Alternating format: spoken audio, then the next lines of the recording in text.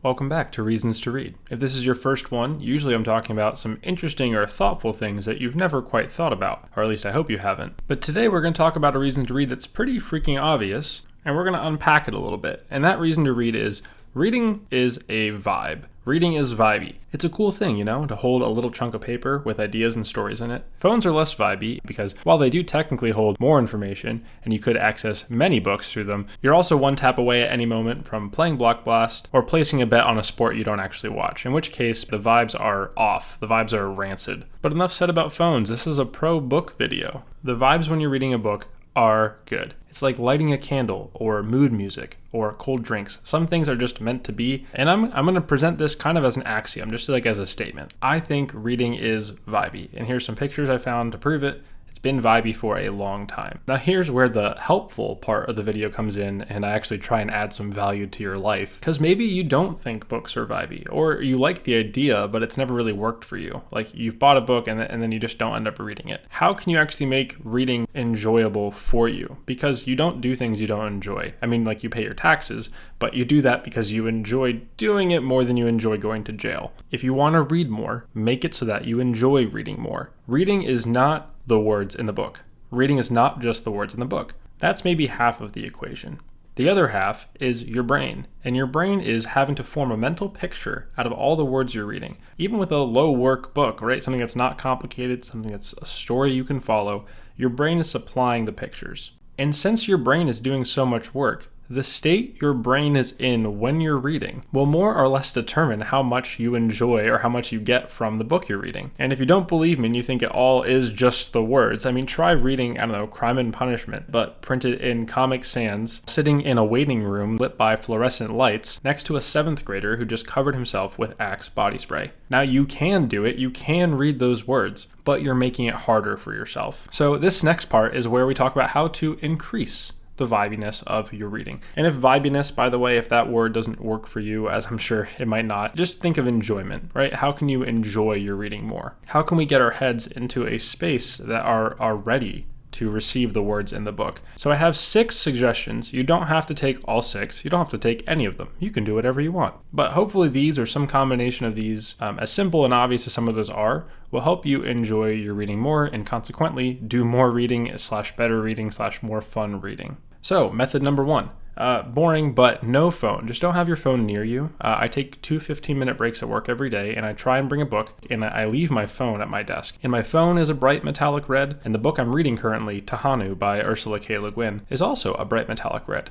And so I kind of feel like for that 15 minutes, I just trade one little device in for another, and I'm always surprised how much and how deep I can read in 15 minutes when I don't punctuate that 15 minutes with a couple of quick checks. And usually there's no, emergency in the 15 minutes that I'm gone. And if there is, hey, I'm on break. Okay, method number 2. Again, take which of these work for you. But method number 2 is to read physical books. I'm absolutely not an ebook hater. I'm not an audiobook hater. I like ebooks, I like audiobooks, but a physical book, there's something about holding that chunk of paper. Physical books also limit your options, as opposed to maybe an e-reader or your phone with an audiobook, where you could switch if you wanted. The commitment to the book, at least for the time that you're sitting there, helps get you into that flow state because you're not worried about, is this the best thing I could be reading right now? It's the only thing you can be reading right now. And on that note, method number 3, favor single books over like compendiums or anthologies. For example, the complete Sherlock Holmes or the complete William Shakespeare. Now again, you do you. You might really like those, and I have some of them that have served me really well over the years. But for just reading, casually reading and getting into the story, it's really nice to have a sense of where the book is going to start, where it's going to end, how far you are. I recently read 3 Kurt Vonnegut novels in a row. I was on a binge,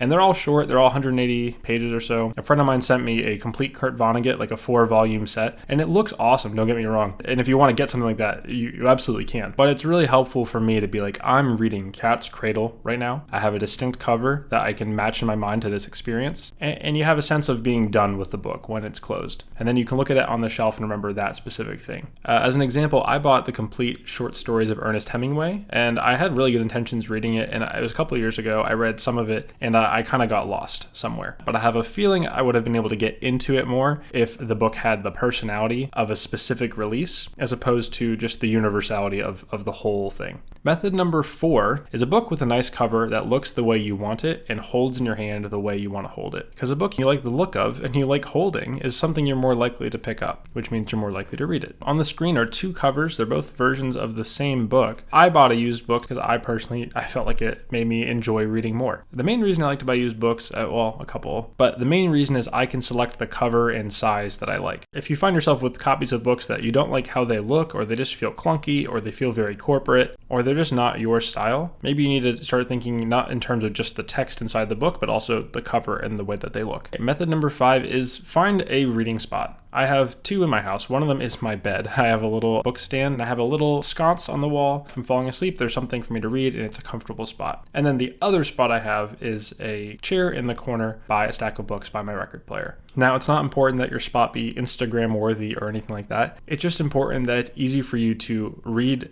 in and that you enjoy sitting there. Again, I'm not trying to get you to spend money on it. I don't have an affiliate link to a recliner or anything in here. Just find a spot and then, dress it up a little bit. Move a candle over there. If the lighting's not great, switch out a lamp, switch out a bulb, make it a warmer light, something like that. And then last but not least, number 6, this is for if you are in a public space, you're going to a coffee shop. I do recommend just putting in headphones and then I listen to like ambient classical music or sometimes instrumental hip hop or whatever fits the vibe of what I'm reading. And that just helps me get into that flow state. The point is not, absolutely not, you need optimal conditions to read because that's going to lead to you reading less. Like, oh, I can't possibly read. I don't have my headphones or I don't have my special chair. I can't read this.